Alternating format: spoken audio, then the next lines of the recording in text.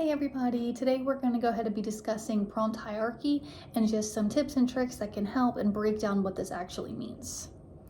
So when we're looking at what is a prompt, prompting is an ABA strategy that often is used to encourage correct responses and gradually moving down the prompt levels to provide the correct response.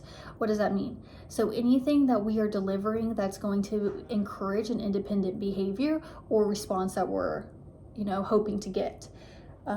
We're going to take prompting and fading and we're going to pair them together. It's a good partnership. So when you're delivering a request, it's important that we're gradually fading these prompts so that the client / person can independently do these things for themselves in the future. So quoting an article that I have listed in reference at the end, the least to most prompting procedures go by different names, including the systems of least prompts and increasing assistance. The least to most prompting procedure can be used with discrete and chain skills. Well, what's a chain skill? A chain skill is a series of behaviors that we group together to help form a complex skill. So we're talking about hand washing, brushing teeth, doing laundry, those kinds of things.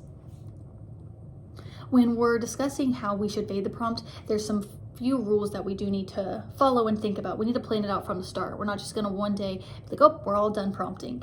So we're going to train on it and then we're going to do it gradually. And then if we have declined it and decreased it and the behavior is not what we're seeing, we may need to increase the prompt level again. Okay, so what are the prompts that we're going to use? There's 6 different main types of prompts. There's visual, verbal, gestural, modeling, partial physical, and full physical. All these range, as you can see on the diagram, from least invasive to most invasive. So obviously a full physical would be completely invasive and you have your hands on the child to be able to help assist. And visual verbal is when you're just using visual aids, verbal aids. We're going to go ahead and get into that on the next slide and break each one of these down. But depending on the skills that the client or person has will depend on the prompt level being used.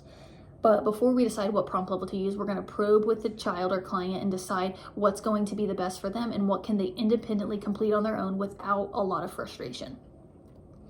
Visual is just exactly what it sounds. It's a picture or a cue that the client student sees that helps provide the correct answer.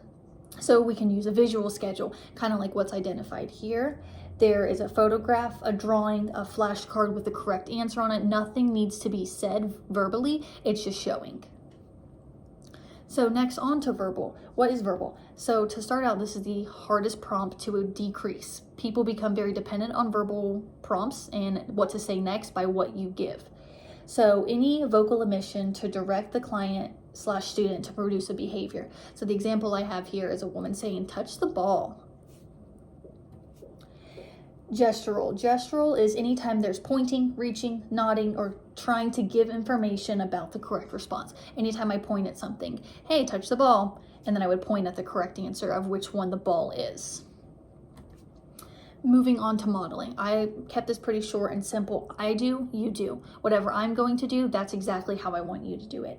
So it's teaching a client / student what should be done before they carry throughout the entire activity. This is really helpful during new social abilities, meeting new people, washing hands, brushing your teeth. So when you're starting a new social situation, it's important that you're shown how to do it. So anytime that you're going to walk in the room, hi, how are you? So they eventually see, okay, when I see a new person, I can say, hello, how are you?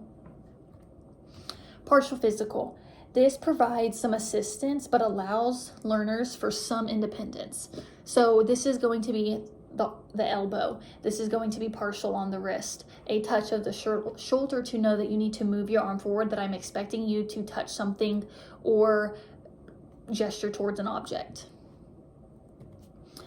Next to full physical. Full physical is the most invasive and it doesn't sound as bad as it actually is. It's hand over hand teaching completely throughout the task. So this picture shows they're making a sandwich. So each step, I am going to have my hands on you, completely teaching it. Washing your hands, where my hands are over your hands and we're washing our hands. If we're picking a card out of an array of 3, 5, I'm going to take your hand, push it on the right one, and that is the prompt level that you're going to start out with.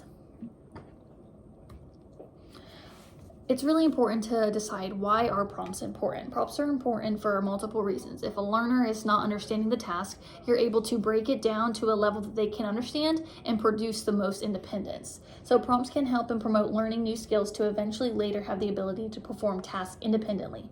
It also helps the client or student to better understand what correct response should be emitted and how to get them to achieve what they want in the end and benefit the person. All the thing is about is, okay, cool, you can put my hand on this, but how is it going to benefit me? You're either going to get a reinforcer, you're going to get a task completed, or you're going to gain some type of independence. So back to when the references that I had stated, this is the first article that I had linked in the beginning. These other two have really great information comparing least to most prompting, and an article also gives the data on how these prompts work and how they can help create independence. All right, thank you guys.